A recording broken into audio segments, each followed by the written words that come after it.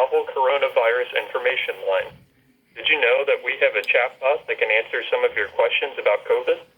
Visit health.mo.gov and click on the Chat About COVID-19 button to get started.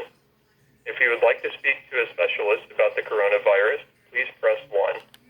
If you are a healthcare professional, please wait while we connect your call.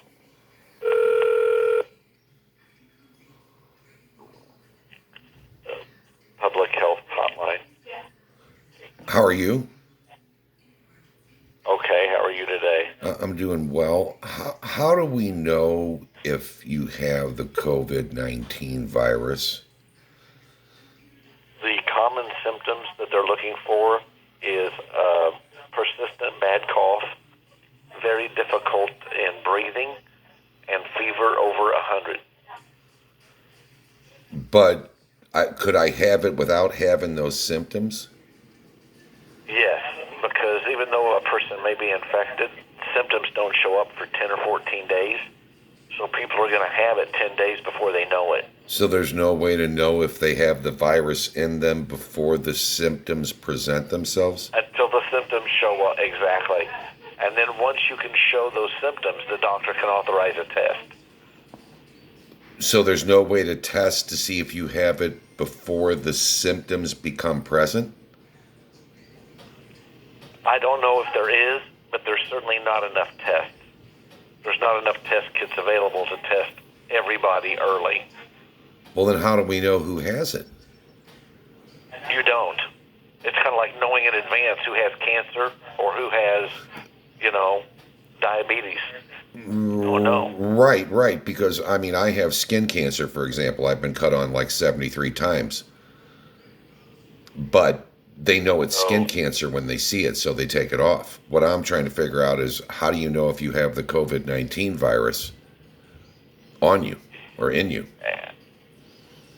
You don't know. Because it's so new, they don't have enough test kits to test everybody. Right, but if I had a virus in my blood, for example, if I had hepatitis in my blood, wouldn't they be able to see that I have hepatitis? Yes, if they tested you. And but they're not testing anybody early. They're only filtering through and screening and testing certain people that are showing certain symptoms. So how do you? Because they don't have enough tests yet. So you don't have enough tests yet. So you have to wait until you have symptoms before you can be tested to see if you have COVID-19? Yes, that's what the CDC is recommending. But that just they doesn't... don't have enough test kits. I don't consider myself to be a super smart person, but I don't consider myself to be a super dumb one either. That just doesn't make any sense. Either you have the virus or you don't. Either it's in your body or it's not. And wouldn't it make sense? The only way that you're going to know, and the only way you're going to know that is if you test for it. Right. So, but if you're not presenting symptoms, here's the thing. But here's the thing. So, what if we're going to put together a testing kit and send it to a doctor in your town so he could test people for the virus? Okay. Mm-hmm. But the thing is, we're going to send him 10 kits so he can test 10 people, okay? But your town has 100 people in it. Right. So if you tested 10 people at random, and 9 of them ended up having it, then there would be a pretty good indicator to say that 90% of the people have it. That could be. And obviously, the more people you test, the more people are confirmed with it, the more the cases are going to go up. But what I'm trying to figure out is, how can you get tested for it if you're not presenting symptoms? You can't, because right now there's not enough test kits. They're not going to do a test kit on somebody that has no symptoms. Then how do you stop the spread? You can't. It's going to spread for a while. See, I went to basic training in Fort McClellan, Alabama, where they had 2 schools there. One of the schools was the military police school. The other school was chemical and biological warfare training.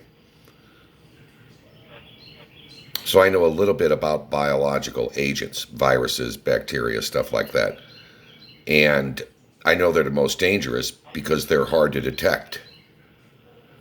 But if we know what the virus is, we should be able to find it in the body, correct? Yes, but you have to test for it. But you can't get tested until you're showing signs of having the virus. That's only because there's not enough test kits. Strictly because there's not enough test kits. That's it. That's the issue. We know that if people have a virus, we know that we can test them, and we know that it'll show us whether they have it or not. That's simple. We know that. The problem is, this is a brand new virus, so they have to have test kits made, and there's not enough to go around. They can't test everybody. So they're only screening and testing people when they get to a certain point, because they can't test everybody. I mean, I was up at Mercy yesterday in St. Louis, Missouri here, looking to see if there was a huge line of people, waiting to be tested. And there's nobody there. So it could be because they have to have certain criteria before the doctor will authorize a test. Right. So if nobody's up there getting tested, that means there's no test being used. So I'm just trying to figure out. At that particular time. Right. Yeah, at that particular time. Right. Right. All right. Well, thank you very much for the information. All right, you bet. Have a good day.